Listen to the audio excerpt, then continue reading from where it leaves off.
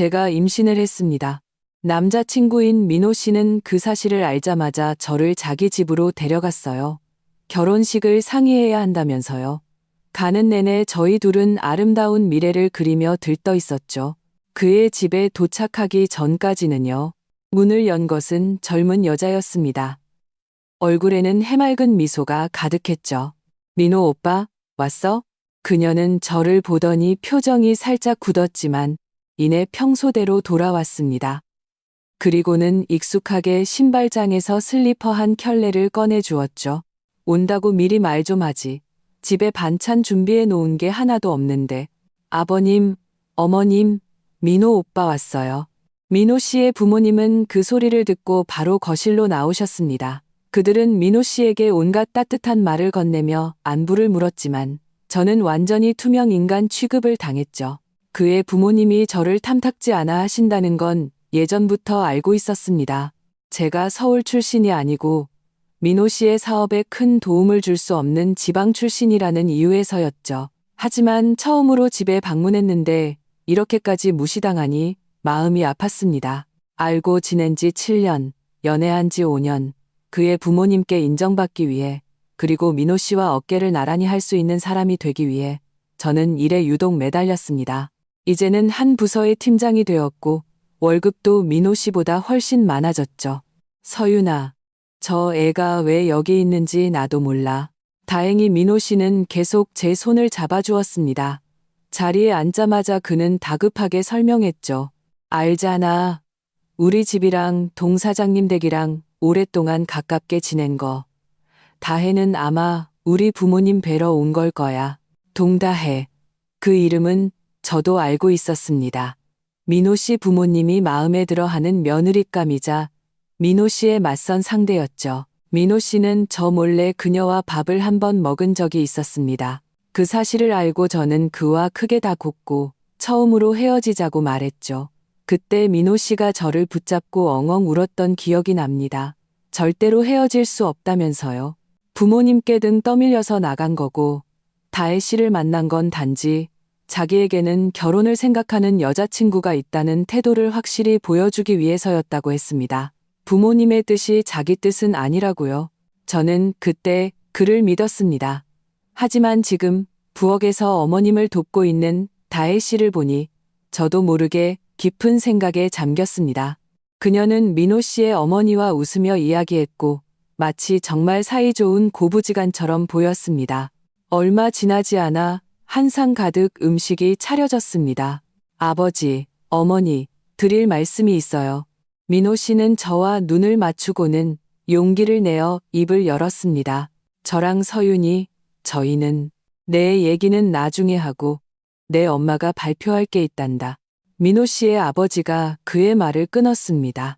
무슨 일이요? 민호 씨의 어머니가 헛기침을 한 번 하고는 다혜 씨를 쳐다보았습니다. 그녀는 수줍은 듯 고개를 숙였죠. 다혜가 임신했단다. 민호 씨의 어머니가 말했습니다. 그리고는 화난 척하며 민호 씨를 쏘아보았죠. 민호야, 이렇게 큰일을 어떻게 우리한테 말도 안 할 수가 있니? 다행히 다혜가 착해서 우리한테 전부 다 말해줬지 뭐니? 무슨 말씀이세요? 다혜 씨가 임신한 게 우리 집이랑 무슨 상관인데요? 민호 씨는 이해가 안 된다는 표정이었습니다.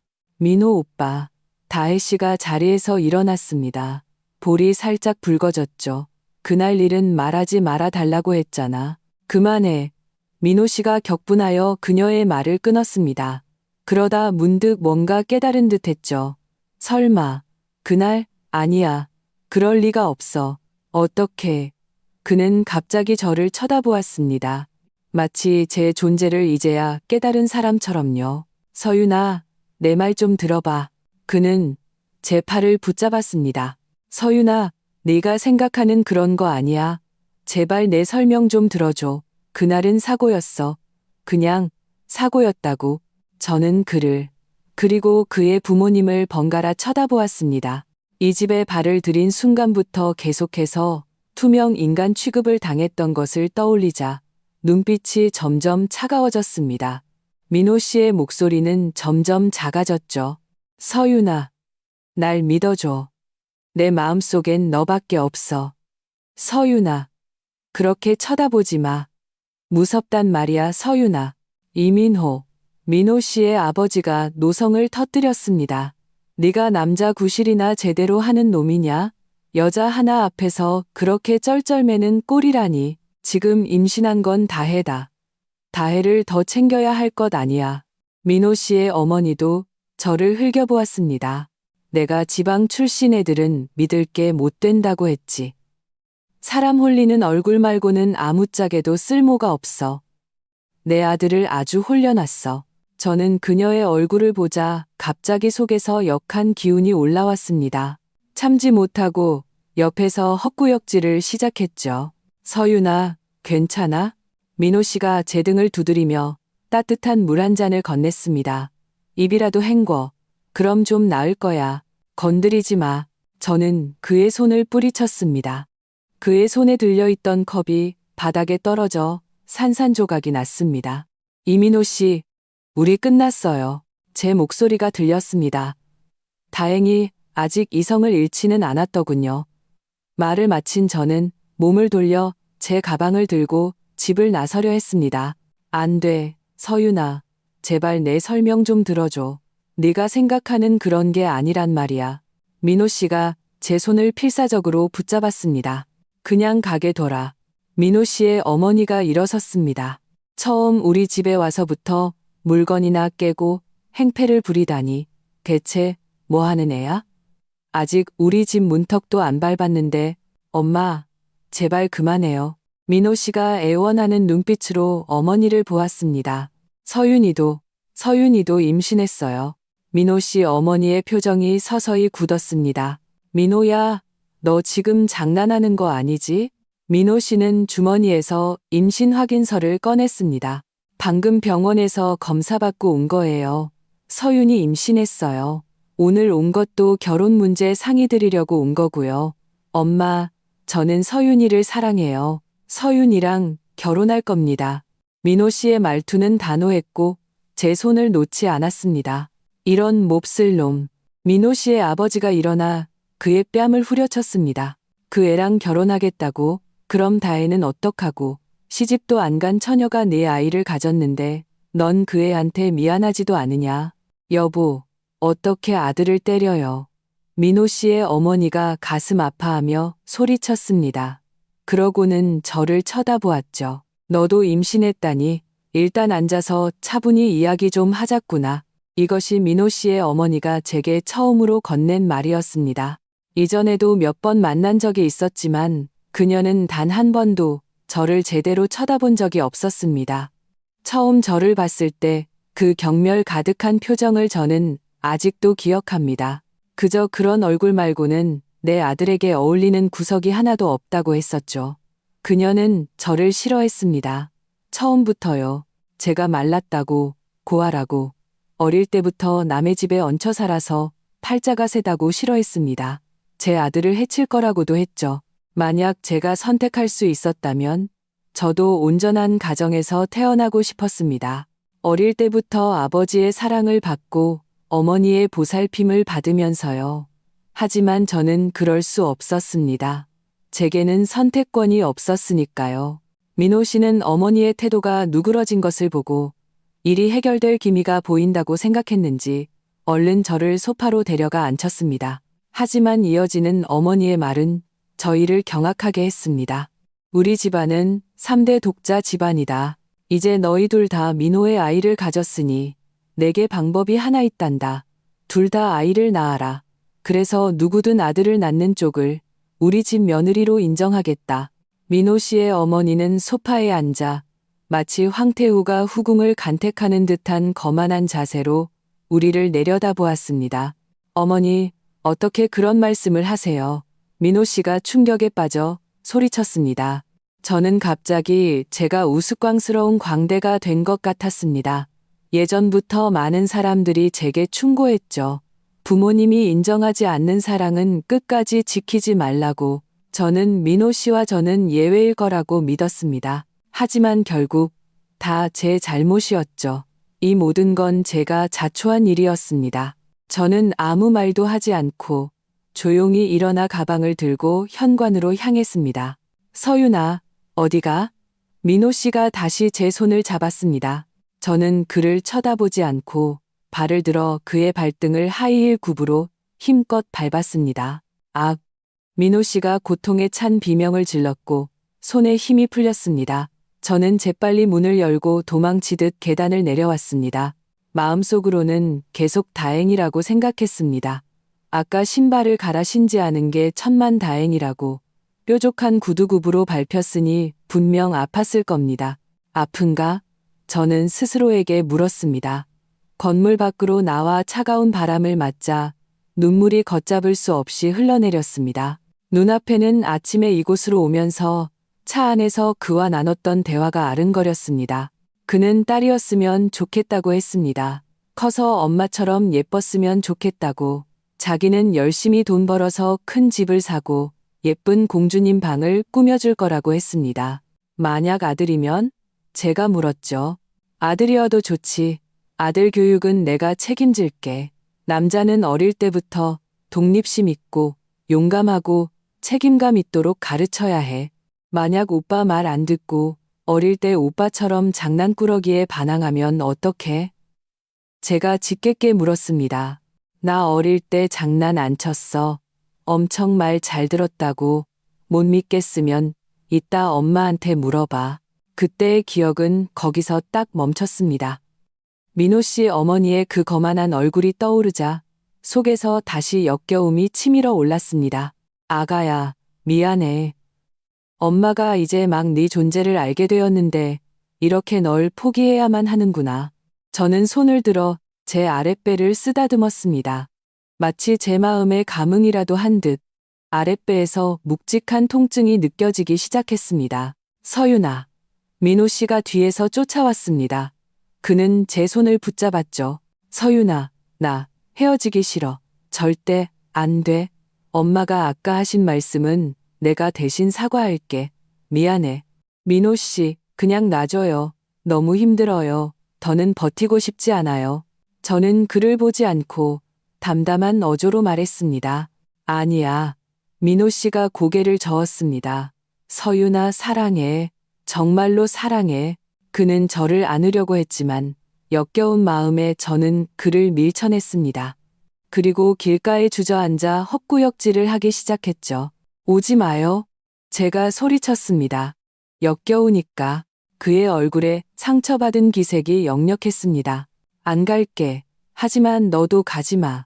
서윤아, 제발 내 설명 좀 들어줄 수 없을까? 5년이야. 나는 너보다 나를 더 잘하는 사람은 없다고 생각했어. 그 한마디에 제 시야가 다시 흐려지기 시작했습니다. 그날 밤 기억나? 그가 말을 이었습니다. 내 생일날. 너는 회사 일 때문에 밤늦게까지 야근했잖아. 나 혼자 식당에서 널 기다리다가 술을 너무 많이 마셨어. 그때 다혜 씨가 와서 나를 집까지 데려다 줬어. 난 그때 너무 취해서 계속 너인 줄만 알았어. 서윤아. 그가 자신의 심장 위치를 가리켰습니다. 내 마음속엔 처음부터 끝까지 너 하나뿐이었어. 그 애랑은 정말 오해야. 왜 갑자기 식당에 나타났는지도 모르겠고 그 후로 연락도 안 했어. 서윤아. 그 뒤의 말은 더 이상 들리지 않았습니다. 저도 그날 밤이 생각났기 때문이죠. 저는 분명 회사에 있었습니다. 큰 계약건에 문제가 생겨서 팀원 10여 명을 이끌고 밤늦게까지 야근을 했죠. 그동안 민호 씨는 계속 제게 전화를 걸었습니다. 그의 생일이라는 걸 알았지만 저는 자리를 뜰 수가 없었습니다. 마지막 전화가 걸려왔을 때 그의 목소리에서 뚜렷한 취기가 느껴졌습니다. 혼자 밖에 있는 그가 걱정되어 저는 민호 씨의 어머니께 문자를 보냈습니다. 아드님 좀 데리러 가달라고요. 분명 민호 씨의 어머니는 그 기회를 이용해 다혜 씨를 부른 것이겠죠. 그날 밤 저는 회사의 큰 손실을 막아냈고 그 공로로 다음 날 바로 승진했습니다. 그 일로 업계에서도 좋은 평판을 얻었고 심지어 대기업의 스카우트 제의까지 받았죠. 서윤아, 아이 문제는 내가 처리할게. 그 애한테 큰돈을 줘서 보낼게. 내가 그 부모님께 가서 죄를 빌게. 제발 나한테 시간을 줘. 민호 씨는 계속 말했습니다. 나 이미 그 대기업에 입사 지원서 냈어. 합격 통지 나오면 너 데리고 여기 떠날 거야. 민호 씨. 저는 그가 그리는 청사진을 끊었습니다. 다혜 씨를 버릴 수 있고 태어나지도 않은 아이를 버릴 수 있겠죠. 하지만 당신 부모님은요. 당신을 낳고 기르신 분들이잖아요. 피는 물보다 진해요. 저 하나 때문에 그 모든 걸 포기하는 게 그럴 가치가 있는 일인가요? 가치 있어, 서윤아. 우리가 알고 지낸 지 7년이야. 널 향한 내 마음을 아직도 모르겠어? 나한테 시간을 줘. 반드시 부모님을 설득할게. 만약 설득이 안 된다면 난 너를 선택할 거야. 너를 선택한다고. 그는 이 말을 하며 자신도 울기 시작했습니다. 서윤아, 우리 수년간의 감정이 있잖아. 온갖 풍파를 다 겪어왔는데 이제 마지막 문턱 하나만 넘으면 결실을 맺을 수 있어.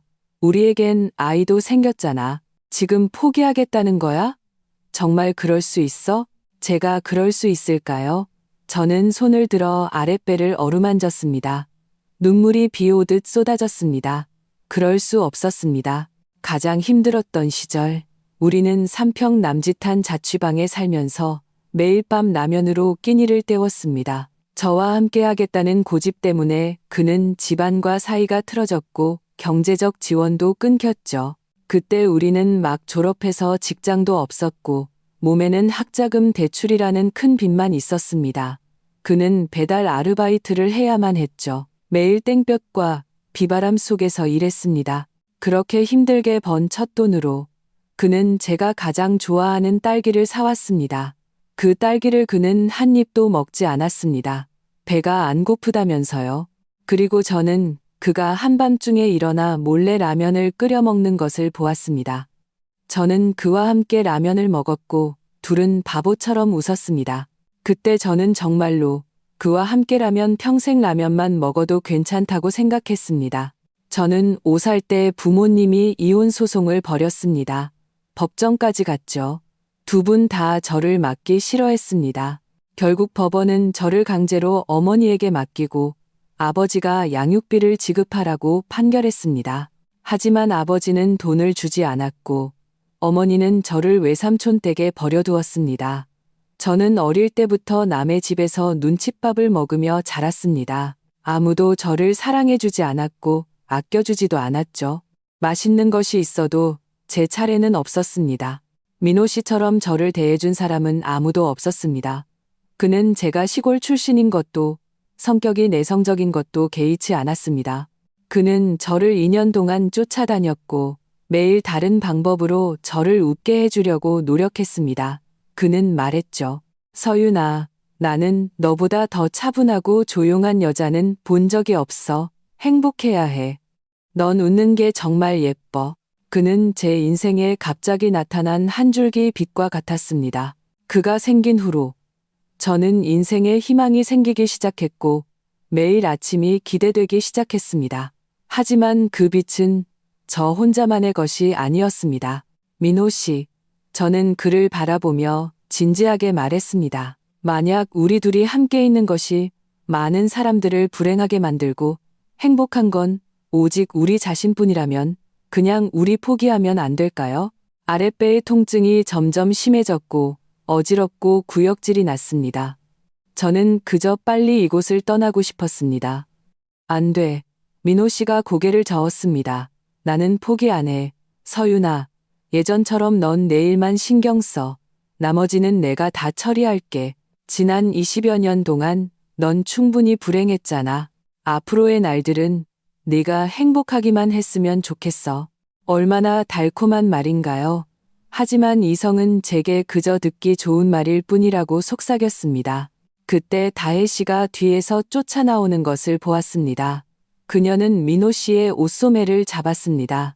큰 눈에는 눈물이 그렁그렁했죠. 민호 오빠, 우리 아기 정말 원하지 않는 거야?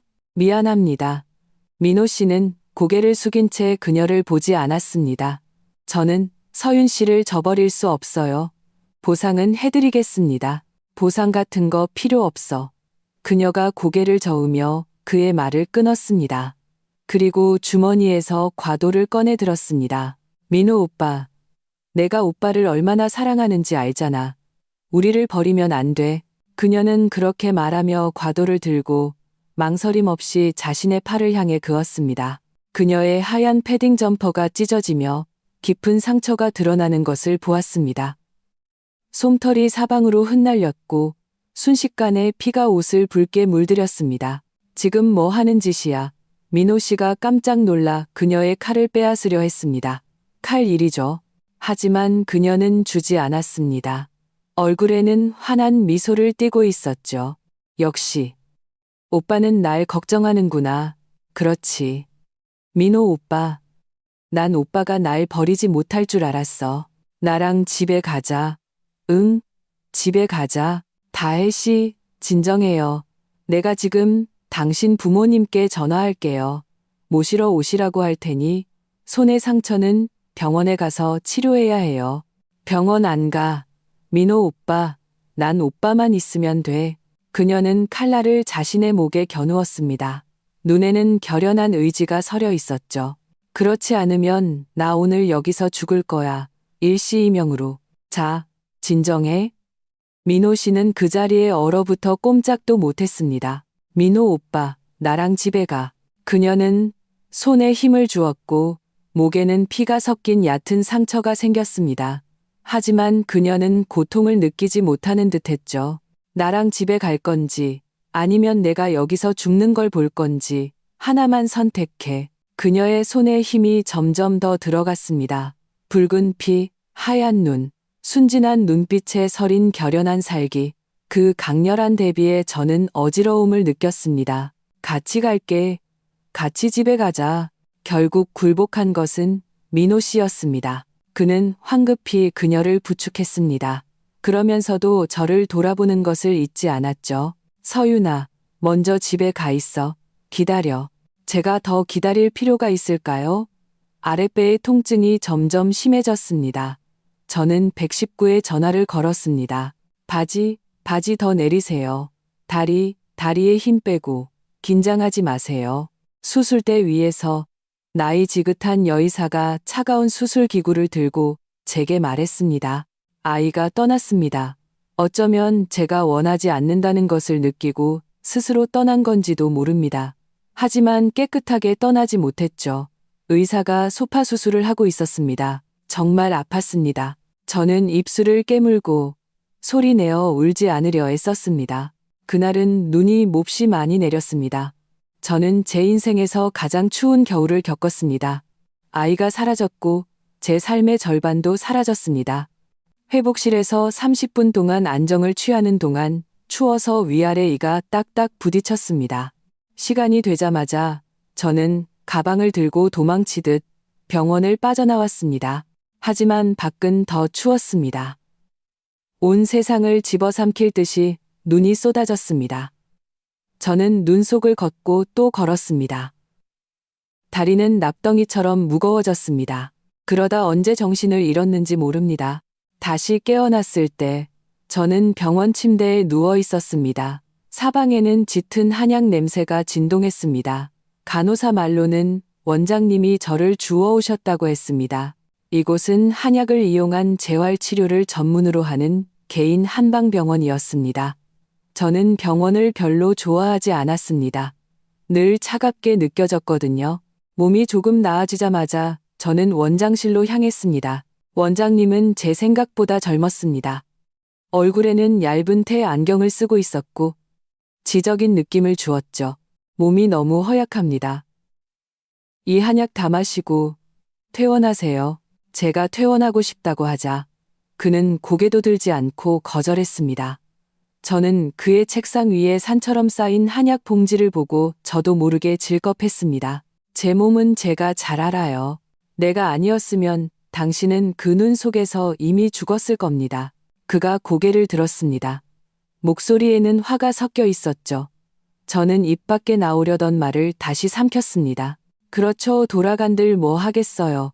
집에서 기다리는 사람도 없는데 그래서 저는 마음 편히 입원해 있기로 했습니다. 그리고 회사에는 사직 이메일을 보내고 휴대폰 번호도 해지했습니다. 외부와의 모든 연락을 끊어버렸죠.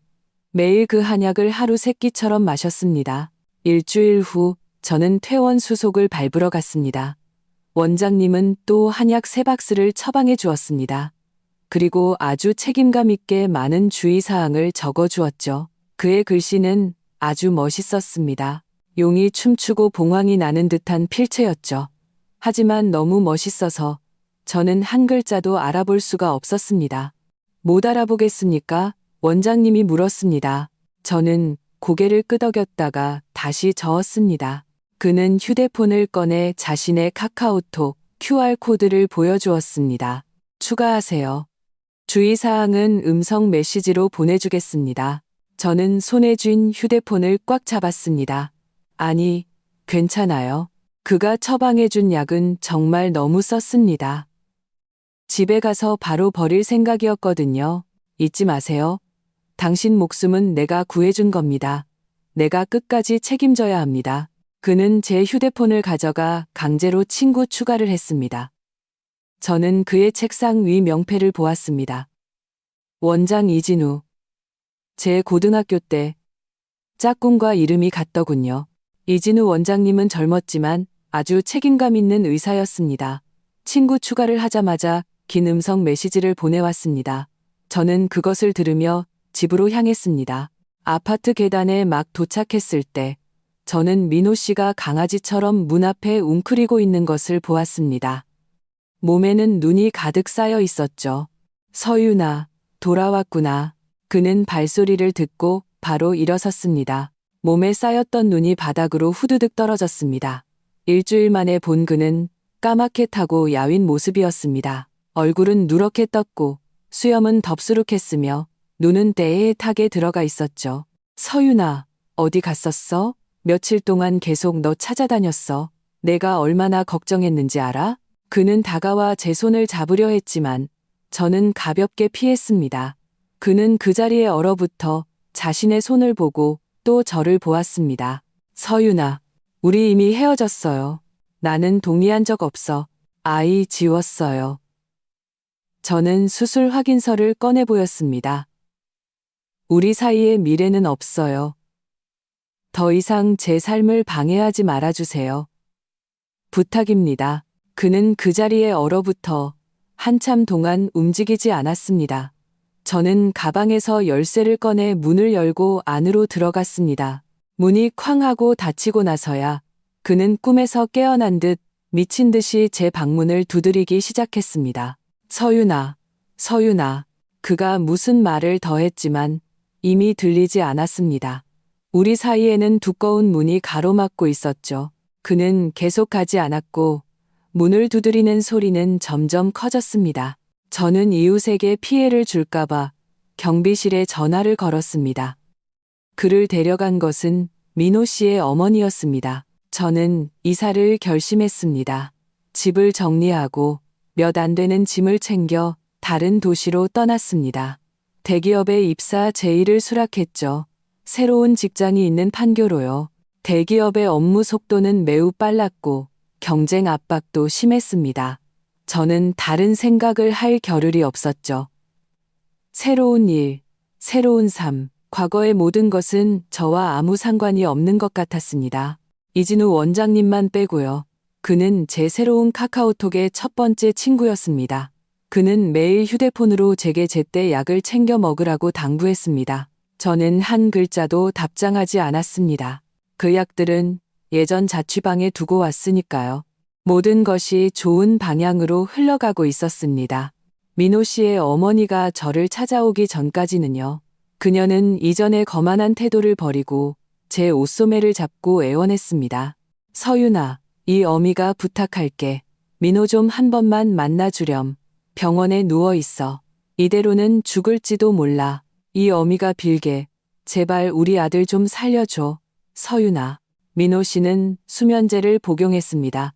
제가 그를 떠난 지 2달 만이었습니다. 그는 병원에 누워 의식이 없었고 뼈만 앙상하게 남은 모습이었습니다.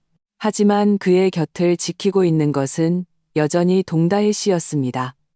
그녀는 인부복을 입고 있었고 고개를 푹 숙인 채 예전의 활기찬 모습은 온데간데 없었습니다. 서윤아, 우리 민호 좀 잘 설득해줘.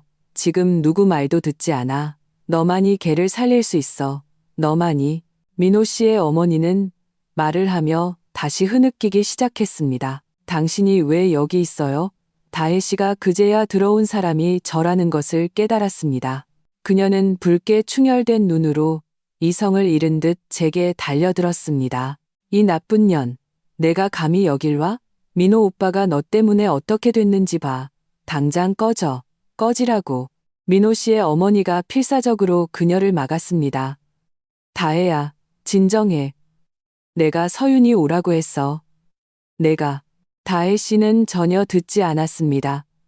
손에 잡히는 모든 것을 제게 던졌습니다. 그녀는 저를 아큰해나게 쏘아보며 계속해서 소리쳤습니다. 나쁜 년, 내가 너 죽여버릴 거야. 죽여버릴 거라고. 병실이 아수라장이 되었습니다. 그때 쿵 하는 소리가 들렸습니다. 민호 씨가 침대에서 굴러 떨어진 것이었습니다. 서윤아, 정말 너야? 그의 깡마른 얼굴에는 믿을 수 없다는 표정이 가득했습니다.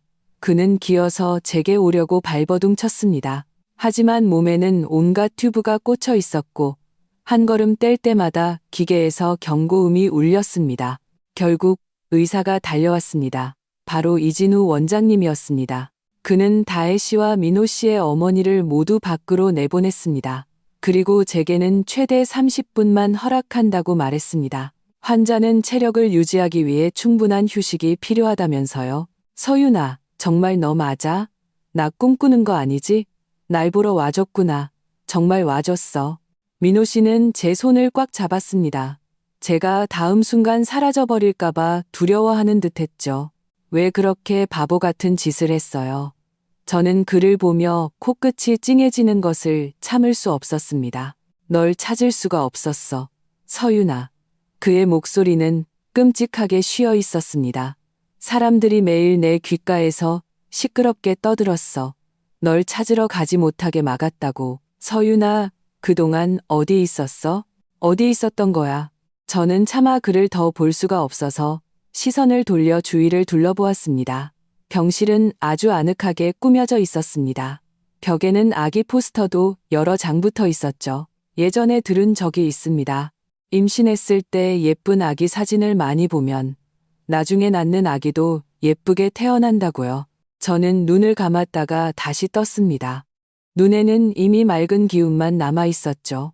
이제 4개월 다 되어 가겠네요. 저는 문 밖을 보았습니다.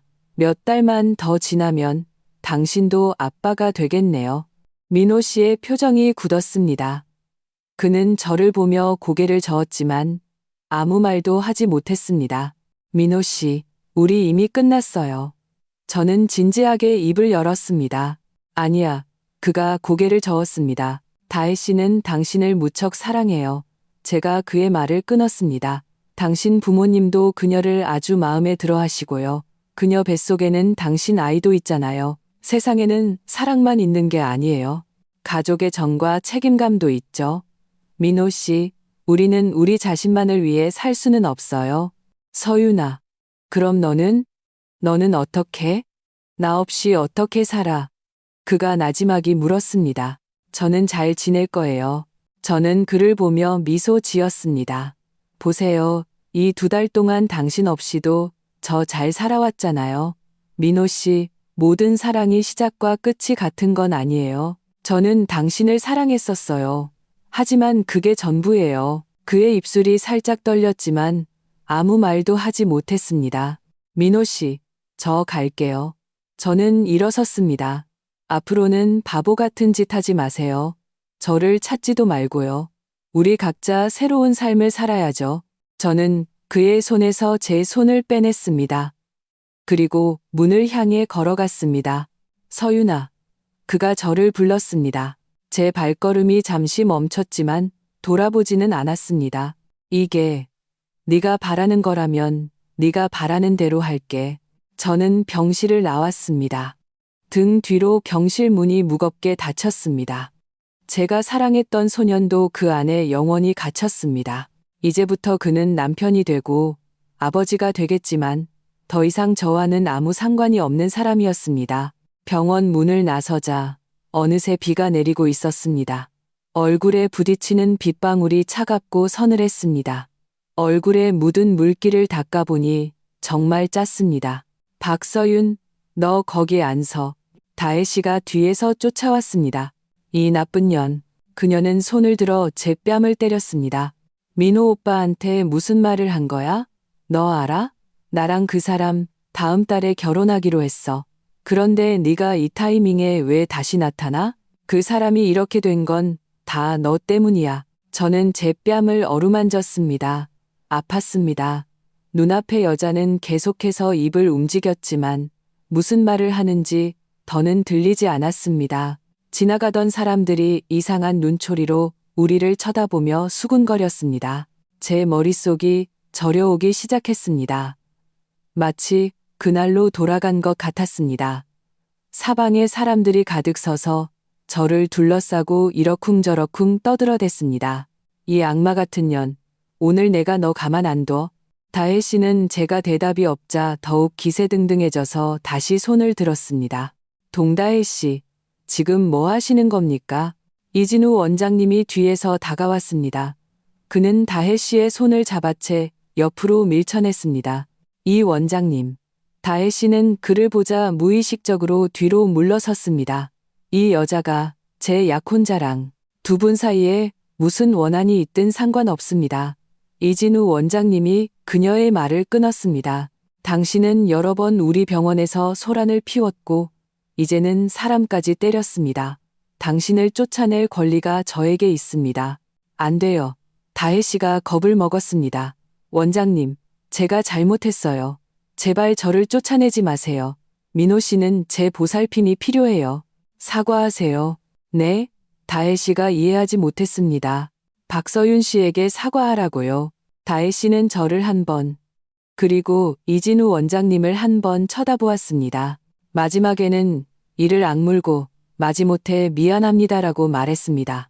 이진우 원장님은 그제야 그녀를 보내주었습니다. 주변 사람들이 점차 흩어졌습니다. 저는 안도의 한숨을 내쉬며 이진우 원장님을 보았습니다. 감사합니다. 이 원장님, 누군가 당신을 괴롭히면 그 사람보다 더 독하게 맞서 싸워요. 스스로가 독해져야만 남에게 당하지 않으니까. 이진우 원장님이 갑자기 말했습니다. 네? 무슨? 저는 이해하지 못했습니다. 그 말, 당신이 나한테 해줬던 말이잖아요. 정말 나 기억 안 나요. 박서윤. 저는 그의 깨끗한 얼굴을 보며 제가 언제 그를 만났었는지 도무지 기억해낼 수 없었습니다. 원장님, 혹시 사람 잘못 보신 거 아니에요? 잘못 봤다고 치죠. 그럼. 그는 갑자기 화를 내며 돌아서 가버렸습니다. 저도 별 생각 없이 휴대폰을 켜서 판교로 돌아가는 택시를 부르려고 했습니다. 비가 와서 그런지 택시가 도무지 잡히지 않았습니다. 내일 아침 일찍 회의를 주재해야 하는데 어찌할 바를 모르고 있을 때 이진우 원장님이 차를 몰고 다시 제 앞에 나타났습니다. 타요. 아니에요. 저는 판교로 가야 해서. 나도 판교 살아요. 가는 길입니다. 저는 그가 굳게 담은 입술과 마치 저에게 빚이라도 있는 사람처럼 쏘아보는 눈빛을 보고 저도 모르게 고개를 저었습니다. 그냥 택시 타고 갈게요. 박서윤 씨, 당신 벌써 30분째 택시 잡고 있어요. 차가 오기나 합니까? 그가 목소리를 높였습니다. 저를 보는 눈빛이 마치 저를 잡아먹을 것 같았죠. 정말 성격이 대단한 사람이었습니다. 저는 결국 마지못해 차에 올라탔습니다. 감사합니다, 이 원장님. 제가 예의 바르게 인사했습니다. 그는 저를 무시했습니다. 저는 요새 깡가하며 의자에 기대 잠든 척했습니다. 판교에 도착하면 바로 차비를 그의 휴대폰으로 보내줘야겠다고 생각했습니다. 그는 성격도 안 좋고 늘 험악한 표정을 짓고 있으니 멀리하는 게 상책이었습니다. 그런데 차가 가던 도중에 추돌 사고가 났습니다. 제 머리가 앞으로 쏠리면서 조수석에 고정해 두었던 서류 더미를 떨어뜨렸습니다. 괜찮아요? 이진우 원장님이 긴장한 얼굴로 물었습니다. 저는 이마에 생긴 혹을 만지며 고개를 저었습니다. 괜찮아요. 원장님은 나가서 차 상태 좀 보세요. 그가 뒷차 운전자와 이야기하러 간 사이 저는 그가 떨어뜨린 서류들을 정리했습니다. 서류들 사이에 사진 한 장이 끼어 있었습니다. 왠지 낯이 익었죠. 집어들어 보니 제 고등학교 시절 짝꿍과 찍은 사진이었습니다. 그가 어떻게 이 사진을 가지고 있는 걸까요? 의아해하고 있을 때 이진우 원장님이 돌아왔습니다. 원장님, 혹시 이진우라고 아세요? 저는 그 사진을 들고 그에게 물었습니다. 말을 마치자마자 저도 놀랐습니다. 이진우, 그의 이름도 이진우잖아요. 역시나 이진우 원장님은 저를 바보 보듯 쳐다보았습니다. 박서윤, 10년이 지났는데 키만 안 큰 게 아니라 머리도 퇴화했네. 제 시선은 이진우 원장님과 손에 든 사진 사이를 오갔습니다. 그제야 모든 것이 이해되었습니다. 이 죽은 깨? 이 죽은 깨는 제 고등학교 시절 짝꿍이었습니다. 그는 작고 마른 체구의 얼굴에는 죽은 깨가 가득했고 사람들과 말할 때마다 말을 더듬어서 친구들에게 이 죽은 깨라고 놀림을 받았습니다. 그는 늘 괴롭힘을 당했죠. 저 역시 예전에는 괴롭힘의 대상이었습니다. 집안 형편이 좋지 않아 어릴 때부터 외삼촌 댁에 얹혀 살았고 배불리 먹지도 못했으며 사촌 오빠들이 입던 낡은 옷을 물려 입었죠. 그들은 제 뒤에서 저를 남자도 여자도 아닌 애라고 비웃었습니다. 하지만 나중에 저는 저항하는 법을 배웠습니다. 초등학교부터 중학교까지는 계속 참았지만 고등학교에 올라가서는 갑자기 깨달음을 얻은 것처럼 더는 참고만 있지 않았습니다. 누군가 저를 욕하면 저는 때려서 갚아주었습니다. 누군가 저를 때리면 저는 더 심하게 갚아주었죠. 소심한 사람은 대담한 사람을 무서워하고 대담한 사람은 목숨을 아끼지 않는 사람을 무서워하는 법이니까요. 시간이 지나자 아무도 감히 저를 괴롭히지 못했습니다. 제 싸움 실력도 점점 늘었죠. 다만 친구는 없었고 매일 혼자 다녔습니다. 이진우를 만나기 전까지는요. 그는 고3 때 우리 반으로 전학 왔고 제 옆자리에 앉았습니다. 외모 때문에 그는 친구들의 새로운 괴롭힘 대상이 되었습니다. 하지만 이진우는 제 짝꿍이었고 그가 괴롭힘을 당할 때마다 저까지 공부에 방해를 받았습니다. 저는 공부가 필요했습니다. 수능만이 제 운명을 바꿀 수 있는 유일한 길이었으니까요. 몇 번을 참다가 결국 참을 수 없게 되어 저는 그를 대신에 흔흔하게 복수해 주었습니다. 그리고 그에게 말했죠. 누가 널 때리면 더 세게 갚아줘. 스스로 독해져야만 남한테 당하지 않는 거야. 그는 저를 보며 멍하니 고개를 끄덕였습니다. 두꺼운 안경 너머의 얼굴이 서서히 붉어졌죠. 그 후로 그는 제 꼬리표가 되었습니다. 우리는 함께 공부하고 함께 싸웠습니다. 그는 해외로 가고 싶어 했습니다. 그의 어머니가 해외에서 일하고 계셨거든요. 저는 이곳을 떠나고 싶었습니다. 더는 남의 집에서 눈칫밥 먹는 생활을 하고 싶지 않았죠. 공부는 우리의 유일한 탈출구였습니다. 하지만 수능 전날 그는 갑자기 사라졌습니다. 나중에 다른 친구들에게 듣기로는 그의 어머니가 돌아와서 그를 미리 데리고 해외로 나갔다고 했습니다. 그는 수능조차 치르지 못했죠. 그렇게 그는 제 삶에서 사라졌습니다. 이진우, 너 얼굴에 있던 죽은 깨는 어디 갔어? 예전에는 곱슬머리 아니었어? 왜 직모가 됐어? 그리고 예전에는 나보다 키도 작았는데 지금은 왜 이렇게 커? 너 설마 해외 가서 성형했어? 이렇게 많이 변했는데 돈 얼마나 들었어? 제가 그를 못 알아본 것도 무리가 아니었습니다. 이름이 같아도 전혀 연관짓지 못했던 것은 그의 변화가 너무나 컸기 때문입니다. 박서윤, 내가 지금 무슨 일 하는지 잊었어? 내 생각엔 너야말로 성형이 필요한 것 같네. 머리까지 싹 다. 이진우가 퉁명스럽게 말했습니다. 저는 여전히 믿기지 않았습니다. 내 말은 한약으로 체질 개선을 했다고? 변화가 너무 큰데 너도 마찬가지잖아. 그는 제 얼굴에 붉은 자국을 보았습니다. 예전에 너라면 가만히 서서 맞고만 있지는 않았을 텐데 저는 무의식적으로 아직도 아픈 왼쪽 뺨을 만졌습니다. 그건 오후에 다혜 씨에게 맞은 자국이었습니다. 저는 원래 병원에 오고 싶지 않았습니다. 민호 씨의 어머니가 제가 민호 씨를 설득해서 더는 바보 같은 짓을 하지 않게만 해주면 제가 예전에 민호 씨 집안에 진 빚을 모두 없던 일로 해주겠다고 했기 때문이죠. 네, 저는 민호 씨 집안에 빚을 졌습니다. 만약 그 일이 없었다면 저는 아마 아직도 세상 물정 모르고 싸움 한 번이면 모든 문제가 해결될 거라고 믿는 박서윤이었을 겁니다.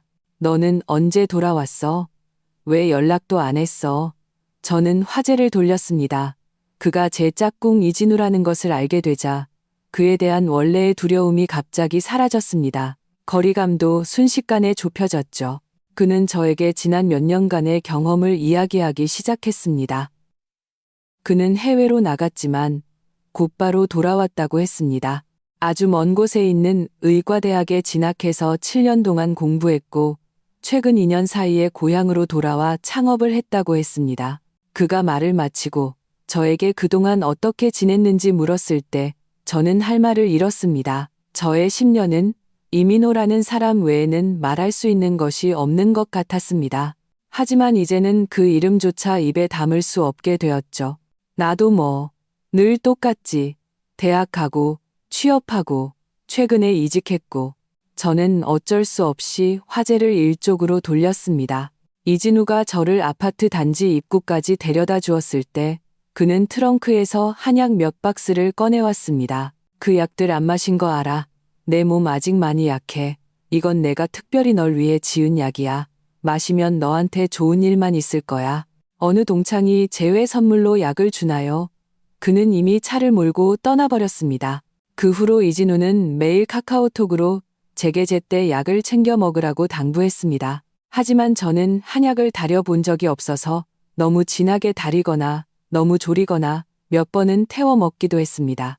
이진우는 그 소식을 듣고 두말 없이 자신의 약탕기를 들고 제 집으로 쳐들어왔습니다. 내가 가르쳐 줄게. 그는 약을 어떻게 다리는지, 물을 얼마나 넣어야 하는지, 어떻게 마셔야 쓴맛을 줄일 수 있는지 가르쳐 주었습니다. 저는 그의 얼굴을 보며 어떻게 피부 관리를 했는지, 그 죽은 깨가 어떻게 감쪽같이 사라졌는지 계속 물었습니다. 그는 그릇에 담긴 까만 한약을 가리켰습니다. 이거 덕분이지. 그럼 난 그냥 포기할래. 월요일에 회사로 돌아가니 우리 팀의 좋은 성과 덕분에 제가 승진을 했습니다. 위에서는 제게 신입사원 몇 명을 배정해주며 잘 이끌어보라고 했습니다. 그 신입사원들 중에 민호 씨가 포함되어 있었습니다. 몇 달 만에 본 그는 변한 것 같기도 하고 아닌 것 같기도 했습니다.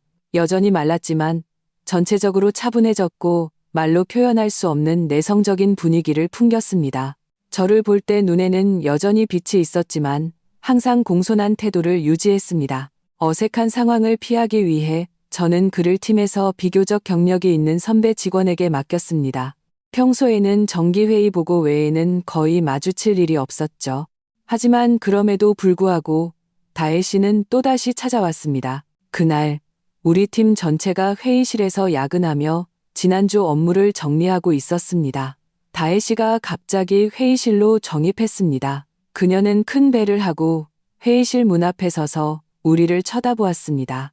보고를 하던 민호 씨가 깜짝 놀라 얼른 일어나 그녀에게 다가갔습니다. 여긴 어떻게 왔어? 할 말 있으면 집에 가서 해. 그가 그녀를 밖으로 끌어내려 했지만 그녀는 말을 듣지 않았습니다. 그녀는 손에 든 보온병을 열었습니다. 당신 야근하느라 힘들까봐 특별히 정성껏 끓인 사골국 가져왔어. 따뜻할 때 마셔. 일단 나가 있어. 우리 아직 회의 중이야. 민호 씨가 목소리를 낮췄습니다. 다혜 씨는 국을 따르던 손을 멈추고 주위를 둘러보다가 마지막에 제게 시선을 고정했습니다. 안녕하세요. 민호 씨 상사분 맞으시죠? 저는 민호 씨 아내입니다. 다혜 씨는 제 앞으로 와서 미소를 지으며 손을 내밀었습니다.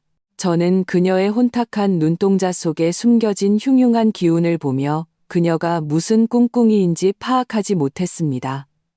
그래서 손을 내밀지 않았죠. 박 팀장님은 저 같은 가정주부는 눈에 안 차시겠죠. 당연해요. 그녀가 자조적으로 웃으며 손을 거두었습니다. 그리고 주위 동료들을 둘러보았죠. 민호 씨가 여기서 일하면서 여러분께 폐를 많이 끼쳤죠? 제가 동료분들을 위해 커피도 좀 사왔어요. 다들 따뜻할 때 드세요. 배달원이 커피를 들고 들어왔고 그녀는 직접 포장을 뜯어 하나씩 나눠주었습니다. 동료들은 모두 그녀를 칭찬하며 민호 씨가 어떻게 이렇게 좋은 아내를 만났는지 임신한 몸으로 남편 일까지 챙긴다며 부러워했습니다. 저는 그저 속이 차갑게 식어가는 것을 느꼈습니다. 역시나 그날 이후로 다혜 씨는 온갖 핑계를 대며 회사로 민호 씨를 찾아왔습니다. 밥을 가져다 주고 퇴근 시간에 맞춰 데리러 왔습니다. 나중에는 아예 그의 사무실 책상 옆에 앉아 함께 출근했습니다. 민호 씨의 업무 능력은 현저히 떨어졌고 종종 상식적인 실수를 저질렀습니다. 저는 그를 담당하던 선배 직원을 찾아가 민호 씨에게 며칠 휴가를 주어 집안일을 정리하고 오라고 했습니다. 그날 오후 다혜 씨가 제 사무실로 찾아왔습니다. 당신이 뭔데 민호 씨한테 휴가를 줘요? 나 지금 임신 중이라 집안의 모든 생계가 그 사람한테 달려있는데 당신은 사장도 아니면서 왜 그 사람을 출근 못하게 해요? 저는 노트북을 쾅 소리나게 닫았습니다. 당신이 우리 부서의 업무 규율을 심각하게 해치고 있기 때문입니다. 집안일 정리되기 전까지는 우리 부서에 그 사람은 필요 없습니다. 박서윤, 그게 무슨 뜻이야? 그녀의 얼굴이 순식간에 변했습니다. 내가 여기 있는 게 당신들한테 방해된다는 거야? 정말 악랄하네. 그 사람은 이제 내 남편이라고. 다혜 씨, 뭐 하는 거야? 빨리 나랑 돌아가. 민호 씨가 허둥지둥 달려와 그녀를 끌고 갔습니다. 다음 날, 민호 씨는 혼자 출근했습니다. 다만 얼굴에는 세 줄의 손톱 자국이 나 있었죠. 원래 그를 부러워하던 동료들도 모두 입을 다물고 동정하는 표정으로 그를 바라보았습니다. 저는 마음속으로 안도의 한숨을 내쉬면서도 한편으로는 불안한 예감이 들었습니다. 역시나 퇴근할 때 회사 입구에서 다혜 씨와 마주쳤습니다. 그녀의 손에는 두꺼운 전단지 뭉치가 들려 있었습니다. 거기에는 제가 예전에 민호 씨와 함께 찍었던 사진들과 예전의 카카오톡 대화 내용들이 인쇄되어 있었습니다. 그녀는 사람을 볼 때마다 한 장씩 나눠주며 제가 자기 남편을 유혹했다고 말했습니다. 큰 배를 하고 눈물 콧물을 흘리며 울부짖었죠. 저는 회사 유리문 뒤에 서서 머릿속이 점점 마비되는 것을 느꼈습니다. 발이 한 걸음도 떼어지지 않았습니다. 다혜야, 이게 뭐 하는 짓이야. 빨리 나랑 집에 가자. 민호 씨가 그녀를 붙잡고 끌고 가려 했습니다. 안 가, 안 갈 거야. 그녀는 바닥에 주저앉아 울고불고 난리를 쳤습니다. 나 오늘 모든 사람들한테 저 박서윤이라는 여자가 어떤 년인지 다 까발릴 거야. 나 임신 8개월이야. 곧 애가 나온다고. 그런데도 회사에서 내 남편을 꼬드기고 있어. 짝하는 소리와 함께 민호 씨가 그녀의 뺨을 때렸습니다. 그녀는 자신의 뺨을 감싸 쥐고 믿을 수 없다는 표정으로 그를 쳐다보았습니다. 민호 오빠, 나를 때렸어? 저 여자 때문에 또 나를 때렸어? 민호 씨는 자신의 손을 보며 자신도 믿기지 않는 듯 했습니다. 그는 떨리는 손을 거두고 부드러운 말투로 말했습니다. 다혜야, 그만해. 무슨 일이든 집에 가서 이야기하자. 응? 다혜 씨는 갑자기 웃기 시작했습니다. 내가 쟤를 해칠까봐 무서워. 아직도 같은 회사, 같은 부서에서 일하고 있고. 민호, 넌 그렇게 쟤를 감싸고 도는구나. 양심도 없어? 내 뱃속에 있는 건 내 아이야. 쟤랑 끝냈다고 하지 않았어? 이게 너희가 끝낸 방식이야? 이렇게 임산부 하나를 괴롭히다니. 너희 둘 다 천벌 받을 거야. 나 오늘 안 가. 너희 둘 다 나한테 확실한 답을 줘야 해. 그녀는 그렇게 말하며 아예 회사 정문에 주저앉았습니다. 박서윤, 너 나와. 남자 훔칠 용기는 있으면서 나올 용기는 없어? 왜 그렇게 거북이처럼 숨어 있어? 저는 유리문 안쪽에 서서 밖에서 그녀가 내뱉는 막말을 듣고 있었습니다. 지나가던 동료들이 저를 알아보고 저를 가리키며 수군거렸습니다. 마치 그날로 돌아간 것 같았습니다. 저는 나가서 맞서야 한다는 것을, 다혜 씨의 거짓 가면을 벗겨야 한다는 것을 알았습니다. 하지만 발은 뿌리라도 내린 듯 도저히 움직일 수가 없었습니다. 온몸이 차갑게 식어갔습니다. 그 사건 이후로 저는 일종의 정신질환을 앓게 되었습니다. 사람이 많은 곳, 특히 다른 사람들의 이상한 시선을 마주하면 저도 모르게 머리가 저려오고 호흡이 곤란해지며 한마디도 할 수 없게 되었습니다. 괜찮아요? 이진우가 어느새 들어와 있었습니다. 그는 제 떨리는 주먹을 꽉 잡았습니다. 왜 그래요, 서윤 씨? 저는 그를 보며 위아래이가 딱딱 부딪혔지만 여전히 말을 할 수가 없었습니다. 서윤 씨, 서윤 씨. 그는 제 이상을 눈치채고 얼른 저를 소파로 부축해 앉혔습니다. 그리고 물 한 잔을 가져다 주었죠. 물 한 잔 마시고 진정해요. 나 퇴사할게. 더는 여기서 일 안 할래. 밖에서 민호 씨의 타협하는 목소리가 들려왔습니다. 그는 다혜 씨에게 무릎을 꿇었습니다. 다혜야, 제발 그만해. 나랑 집에 가자.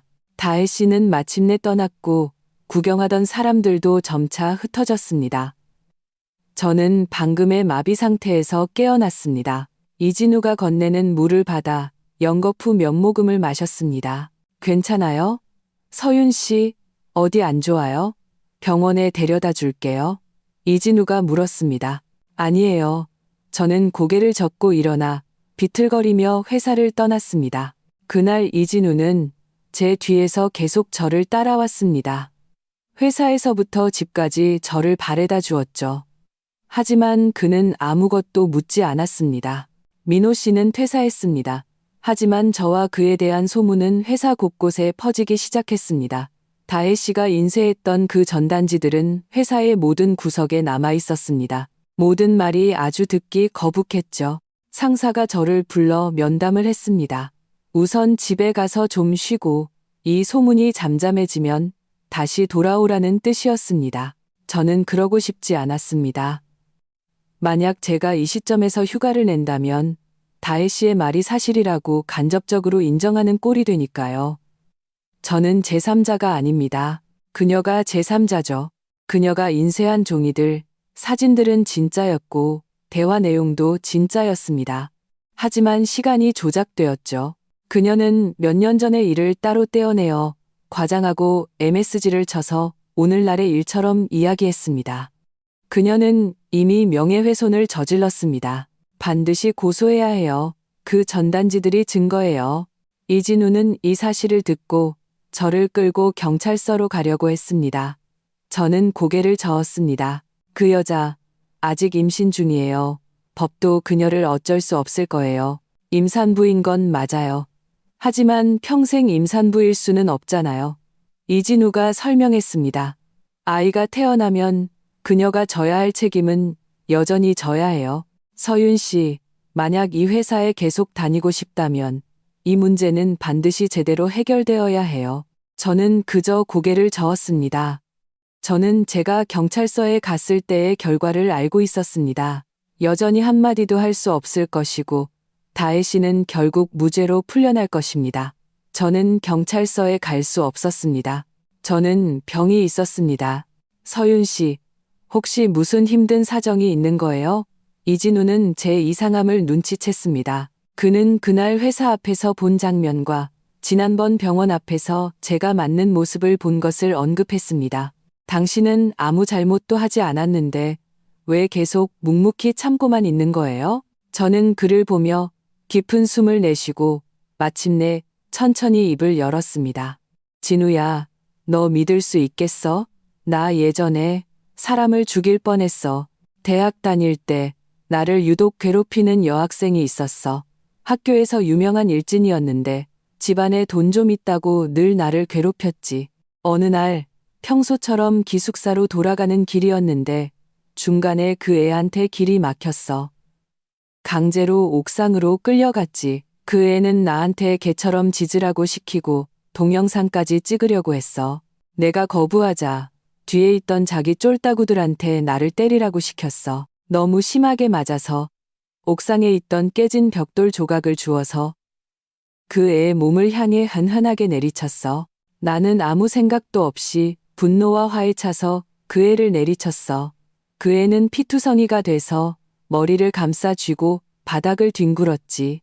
그 일로 많은 학생들이 몰려들었어. 나는 평소에 성격이 내성적이라 친구가 없었거든. 그 학생들은 나를 둘러싸고 나를 가리키며 내가 사람을 죽였다고 수군거렸어. 경찰에 신고까지 했지. 나는 경찰서로 연행됐고 그 안에서 일주일 동안 갇혀 있었어. 학교에서도 나를 퇴학시키려고 했지. 경찰서 유치장에서 보낸 그 일주일은 내 인생에서 가장 어두운 시간이었어. 매일 악몽을 꿨어. 내가 남한테 맞는 꿈, 아니면 내가 남을 피투성이로 만드는 꿈. 결국 민호 씨가 사방으로 사람을 수소문해서 나를 유치장에서 꺼내줬어. 상대방에게 큰 돈을 배상해주고 학교에도 좋게 말해서 겨우 내 학적을 지킬 수 있었지.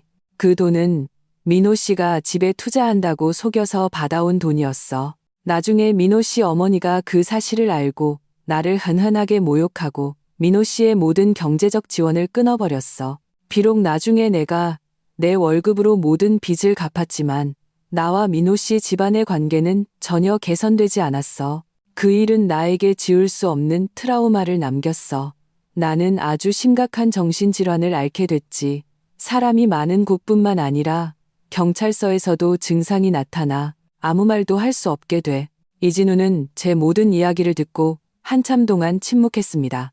저는 대답하지 않았습니다. 지금 제가 이렇게 차분하게 그 앞에서 이 이야기를 할 수 있다는 것은 그 일들이 더 이상 제게 큰 영향을 미치지 않는다는 것을 의미했습니다.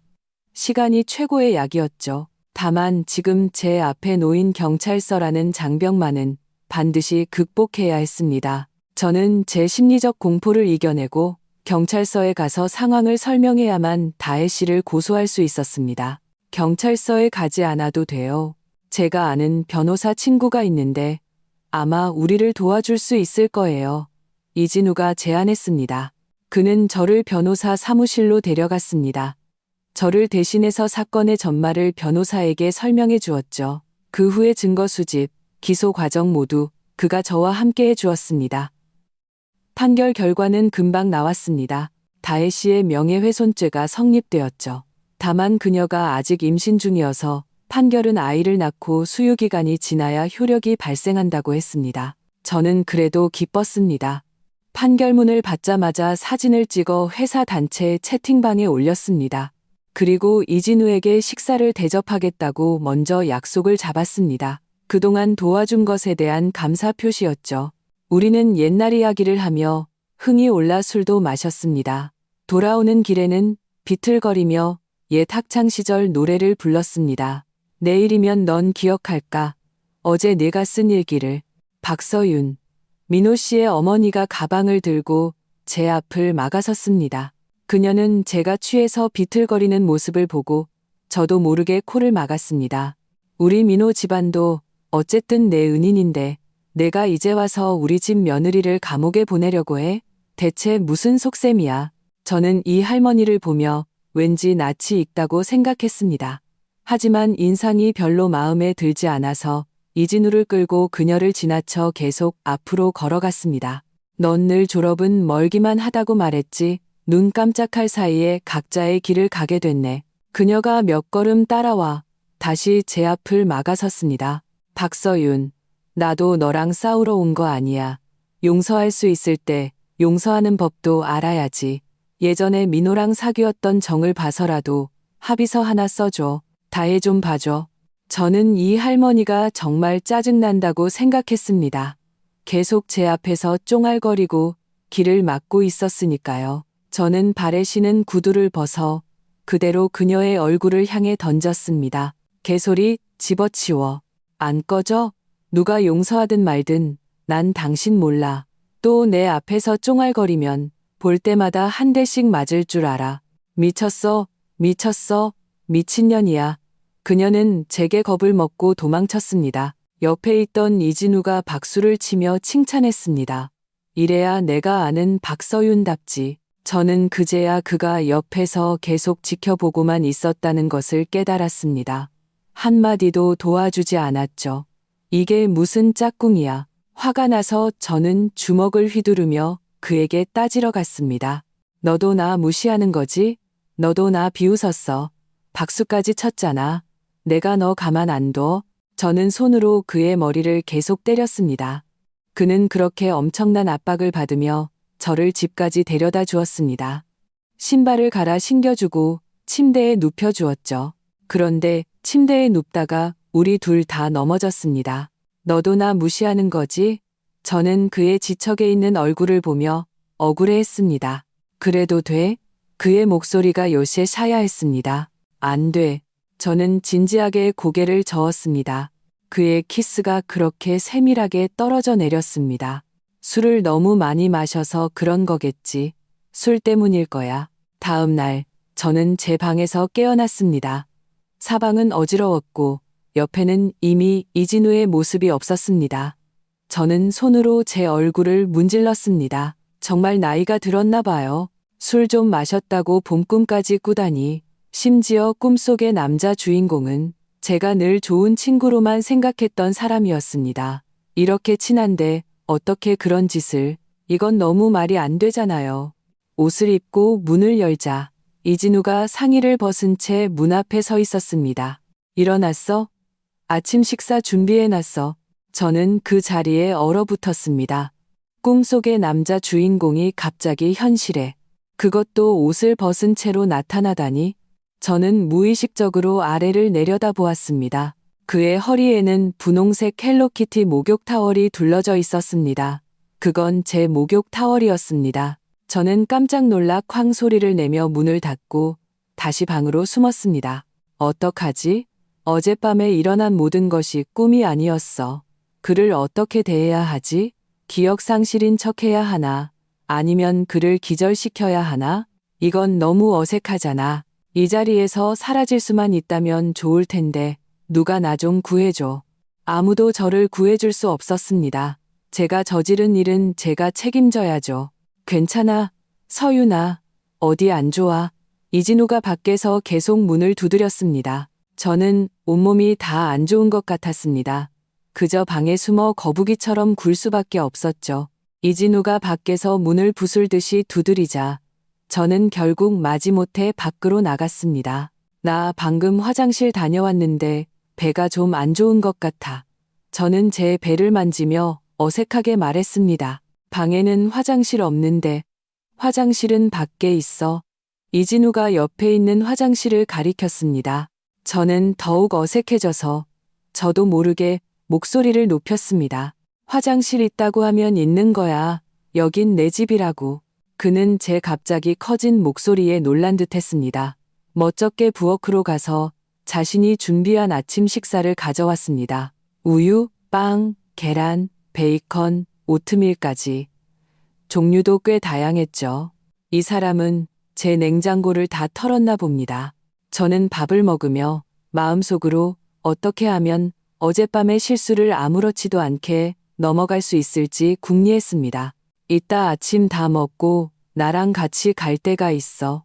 제가 핑계를 생각하기도 전에 그가 이미 제 계획을 짜놓았습니다. 어디? 내가 아는 괜찮은 정신과 의사 선생님이 있는데 아마 내 정신질환에 도움이 될 거야. 그가 대답했습니다. 저는 그를 쳐다보았습니다. 그의 상반신이 정말 눈에 띄었죠. 저는 조용히 침을 삼켰습니다. 옷 좀 입으면 안 될까? 이렇게 있으니까 보기 안 좋아. 이 사람은 무슨 이상한 버릇이람. 밥을 먹는데 옷을 안 입다니. 그는 순진한 표정을 지었습니다. 내 옷, 내가 다 찢어버렸잖아. 이게 무슨 짐승 같은 소리람. 저는 빵 한 조각이 목에 걸려 넘어가지도 뱉어지지도 않았습니다. 천천히 먹어. 그렇게 배고팠어?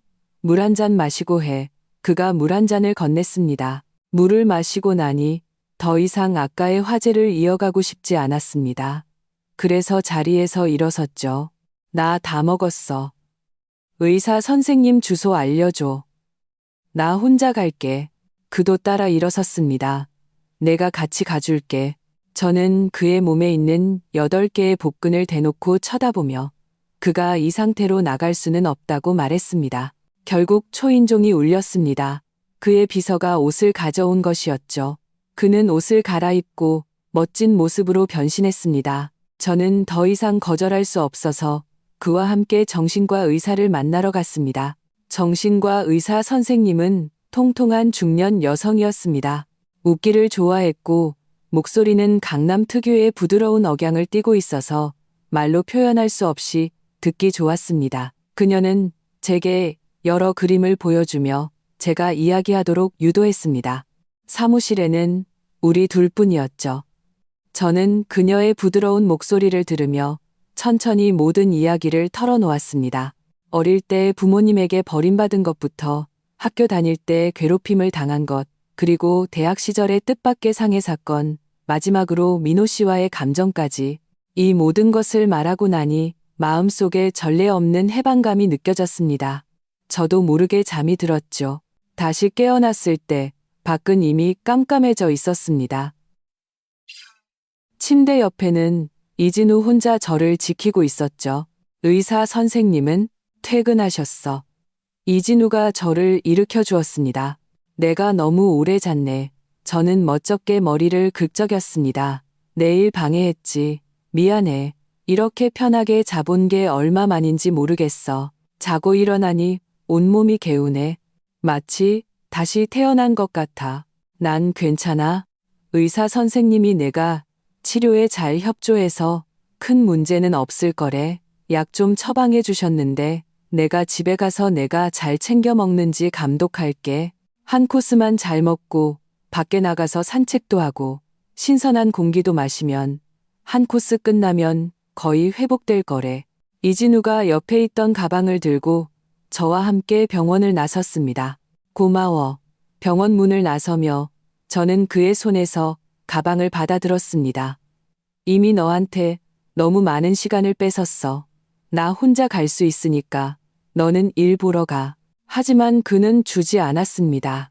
아무리 큰일이라도 너보다 중요하지는 않아. 가자. 저는 그 자리에 서서 움직이지 않았습니다. 그가 저를 돌아보며 가볍게 한숨을 쉬었습니다. 서윤아, 말 좀 들어. 어젯밤 일. 저는 마침내 용기를 냈습니다. 우리 둘 다 취했었잖아. 그냥 아무 일도 없었던 걸로 하자. 저는 그가 이 일 때문에 죄책감을 느껴서 저를 도와주는 것이라고 생각했습니다. 나는 안 취했어. 그가 한 걸음 다가와 저를 보았습니다. 눈에는 제가 읽을 수 없는 감정이 담겨 있었죠. 서윤아, 나 계속 멀쩡했어. 내가 몇 년 동안 계속 너를 기다리고 있었다는 거. 너 몰랐어? 이것이 고백일까요? 저는 몰랐습니다. 그도 제 대답을 기다리지 않고 저를 차에 태웠습니다. 마치 처음 제 카카오톡에 친구 추가를 했던 것처럼 강제로 제 삶에 들어왔습니다. 그는 매일 저와 함께하며 제가 약을 먹는지 감독하고 함께 산책하며 마음을 달래주었습니다. 그리고 저를 데리고 고향에도 한번 다녀왔습니다. 우리는 예전에 다니던 모교에 가서 넓은 운동장에 앉아 옛날에 싸웠던 이야기들을 나누었습니다. 오랜 시간이 지나 다시 떠올려 보니 별일 아니었던 것 같았습니다. 우리는 외삼촌도 만났습니다. 그는 이미 늙었고 저를 봤을 때 얼굴에는 별다른 표정 변화가 없었습니다. 그는 저를 별로 좋아하지 않았고 저를 키운 것도 어쩔 수 없는 일이었습니다. 제가 나중에 직장을 구하고 나서 매년 그에게 돈을 보냈습니다. 지난 세월의 양육비에 대한 보답이었죠. 하지만 그는 제게 단 한 통의 전화도 하지 않았습니다. 고향을 떠날 때 우리는 이진우의 어머니를 만났습니다. 그녀는 저를 보자마자 제 이름을 맞췄습니다. 네가 서윤이구나. 우리 아들이 드디어 너를 다시 찾았네. 이진우의 어머니를 통해 저는 이진우가 당시에 떠날 때 제 외삼촌 댁으로 저를 찾아왔었다는 것을 알게 되었습니다. 하지만 외삼촌은 험악하게 그를 문전박대하고 개까지 풀어서 그를 쫓아냈다고 했습니다. 그는 해외에서 1년만 머물다가 휴학하고 돌아왔습니다. 그는 저를 찾아다녔지만 아무도 제 소식을 몰랐죠. 그래서 그는 그의 아버지가 교수로 재직 중인 의과대학에 진학했다고 했습니다. 저는 합격 통지서를 받은 날 아무에게도 알리지 않고 일부러 다른 사람들이 알지 못하게 했던 것을 떠올렸습니다. 대학에 간 후에도 자연스럽게 이곳에 누구와도 연락하지 않았습니다. 그때의 저는 오직 도망치고 싶다는 생각뿐이었죠. 이진우가 제 소식을 알아낼 수 없었던 것은 당연했습니다. 고향의 공기는 아주 좋았습니다. 저는 이진우의 뒤를 따라 함께 산에 가서 버섯을 따고 강에 가서 물고기를 잡았습니다. 시간은 빠르게 흘렀습니다. 긴 휴가를 마치고 다시 회사에 출근했을 때는 이미 새해가 지난 후였습니다. 저는 동료들에게서 큰 뉴스를 들었습니다. 다혜 씨가 병원에서 흑인 아이를 낳았다는 것이었습니다. 그 아이는 팔다리가 길고 마치 아직 진화가 덜 된 큰 고릴라 같았다고 합니다. 민호 씨의 어머니는 그 자리에서 충격을 받고 기절했다고 합니다. 민호 씨 집안은 바로 친자 확인 검사를 했고 아이는 역시나 민호 씨의 아이가 아니었습니다. 다혜 씨는 일이 탄로나자 아이를 죽이려고까지 했다고 합니다. 다행히 병원 간호사에게 발견되어 아이는 목숨을 구했고 그녀는 예정보다 일찍 감옥에 들어갔습니다. 민호 씨는 아이를 복지원에 보낸 후 회사로 저를 찾아왔었다고 합니다. 동료가 제가 휴가 중이라고 하자 그는 그냥 떠났다고 했습니다. 그 아이가 어떻게 생겼는지 알아? 동료가 가십거리에 신이 나서 제게 물었습니다. 저는 고개를 저었습니다. 듣기로는 예전에 클럽에서 놀다가 생긴 아이래. 본인도 아이의 친아버지가 누군지 모른대. 그래서 민호 씨를 붙잡은 거래. 저는 대학 시절 다혜 씨가 죽음을 불사하며 민호 씨에게 같이 집에 가자고 했을 때 그 눈에 서려 있던 뜨거운 사랑을 떠올렸습니다. 그런 사랑도 있었군요. 만약 아이의 출생 특징이 너무 뚜렷하지 않았다면 민호 씨 가족은 아직도 속고 있었을 겁니다. 민호 씨만 불쌍하게 됐지. 듣기로는 예전에 정말 사랑하는 여자친구가 있었는데 부모님이 억지로 헤어지게 만들었대. 동료가 고개를 저으며 떠났습니다. 저는 컴퓨터를 켜고 하루의 새로운 업무를 시작했습니다. 퇴근할 때 안내 데스크에서 어떤 할머니가 저를 찾아왔다고 했습니다. 이미 오래 기다렸다고요. 민호 씨의 어머니였습니다. 그녀는 제가 민호 씨의 소식을 알 거라고 생각하고 눈물을 흘리며 제게 알려달라고 애원했습니다. 그녀는 너무나 슬프게 울었고 머리는 반백이 되었으며 얼굴에는 세월의 흔적이 가득했습니다. 예전에 그거만 했던 사모님의 모습은 온데간데 없고 오직 아들을 잃은 가련한 노모의 모습만 남아 있었습니다. 저는 그녀를 보며 고개를 저었습니다. 죄송하지만 제가 도와드릴 수 있는 일이 없네요. 그리고 경비원을 불렀습니다. 그녀는 여전히 포기하지 않고 밤에 제가 사는 곳까지 쫓아왔습니다. 저와 함께 민호 씨를 찾아달라고 했습니다. 저는 이진우의 팔짱을 끼고 담담하게 말했습니다. 이쪽은 제 약혼자예요. 저희 곧 결혼할 겁니다. 아드님을 찾지 못하셨으면 경찰서에 실종 신고를 하세요. 저희는 도와드릴 수 없습니다. 그 후로 민호 씨의 어머니는 다시 나타나지 않았습니다. 1년 후 저는 사랑스러운 쌍둥이 남매를 낳았습니다. 아이들의 돌잔치 날 저는 수많은 하객들 속에서 익숙한 모습을 본 것 같았습니다. 그는 아주 마르고 키가 컸습니다. 멀리서 저와 아이들을 바라보며 웃는 얼굴에 눈물을 흘렸습니다. 그리고 곧 인파 속으로 사라졌습니다. 여보, 잔치 시작하겠다. 우리 들어가자. 이진우가 다가와 제 손을 잡았습니다. 그의 다른 손은 유모차를 밀고 있었고 유모차 안에 쌍둥이 남매는 이미 잠들어 있었습니다. 우리 네 식구는 연회장으로 들어섰습니다. 홀 안에서는 뜨거운 박수 소리가 울려 퍼졌습니다. 오늘 밤은 분명 아주 아름다운 밤이 될 것입니다.